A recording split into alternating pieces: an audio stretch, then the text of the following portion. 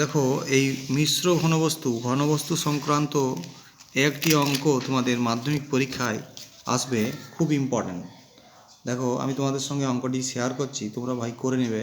21 decimetre দীর্ঘ, 11 decimetre প্রশস্ত, 6 decimetre গভীর একটা চৌবাচ্চার অর্ধেক জলপূর্ণ আছে। ওই চৌবাচ্চা 21 সেমি ব্যাসের 100টি লোহার গোলক সম্পূর্ণ ডুবিয়ে দেওয়া হয়, তবে চৌবাচ্চাটি কত ডেসিমিটার উঠে আসবে।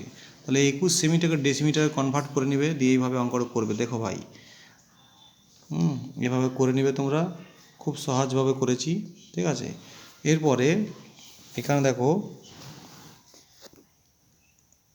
উত্তর হবে H সমান 2.1 ডেসিমিটার।